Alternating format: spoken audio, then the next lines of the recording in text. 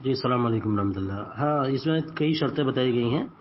ایک تو یہ ہے کہ جس عمرہ ایجنسی کو سعودی عربیہ کی وزارت حج و عمرہ نے مطلب ریکگنائز کیا ہو، منظوری دی ہو، اسی کے تھرو آپ جا سکیں گے۔ ایک شرط تو یہ ہے۔ دوسری شرط یہ ہے کہ آپ کہ حاجی یا معتمر کی عمر 18 سال سے اوپر ہونی چاہیے۔ 18 سال سے کم کی عمر کے لوگ نہیں جا سکیں گے۔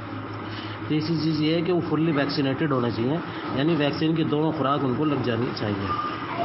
چوتھی شرط یہ ہے کہ 9 ملک جن میں انڈیا اور پاکستان، انڈونیشیا، مصر، ترکی، ارجنٹائنا، برازیل، ساؤتھ افریقہ اور لبنان یہ شامل ہیں، تو ان ملکوں سے ڈائریکٹ فلائٹ نہیں جائے گی۔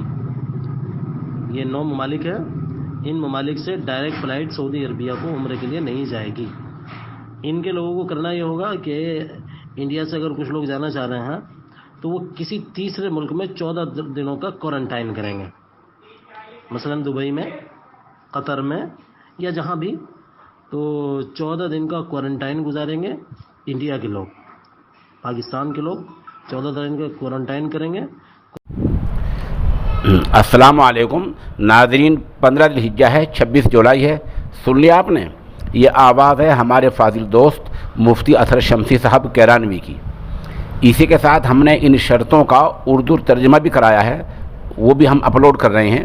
یہ ترجمہ فاضل عالم دین اور ندوۃ العلماء لکھنؤ کے استاد محترم مولانا عبید الرحمن ندوی سے کرایا گیا ہے، جو انگریزی زبان پر دستگاہ رکھتے ہیں۔ خلاصہ دونوں کا یہ ہے کہ ہندوستان اور پاکستان سمیت 9 ملکوں سے جو لوگ عمرے کے لیے جائیں گے وہ سیدھے جدہ نہیں جا پائیں گے، بلکہ کسی تیسرے ملک میں ان کو جانا ہوگا اور وہاں 14 دن کے لیے کوارنٹین رہ کر پھر عمرے کے لیے روانہ کیا جائے گا۔ پہلی شرط تو یہ ہے۔ دوسری شرط یہ ہے عمرے کرنے والے کے لیے کہ کورونا کی دونوں ویکسینیں یعنی دونوں انجیکشن لگوانے ضروری ہوں گے۔ تیسری شرط یہ ہے کہ عمرہ کرنے والے کی عمر 18 برس سے کم نہ ہو۔ چوتھے یہ کہ منظور شدہ ایجنسی کی معرفت ہی جانا ہوگا۔ اب ہوگا یہ کہ عمرہ ٹور والے آپ کو جھانسا دیں گے اور عمرہ کھل گیا ہے جیسے فون آپ کو کریں گے۔ ایسا کوئی فون آپ کے پاس آئے تو اس کی پہلے مکمل جانچ کر لیں، آس پاس کے لوگوں سے پتہ کر لیں۔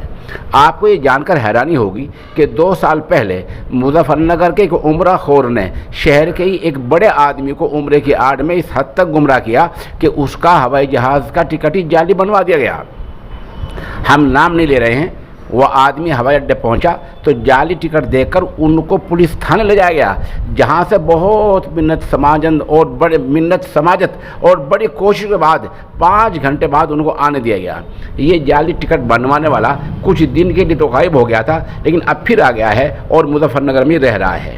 اس لیے آپ ایسے دھوکے بازوں سے بچنے کی کوشش کریں۔ ہم نے آپ کو بتلا دیا ہے، اب عمل کرنا اور نہ کرنا آپ کا کام ہے۔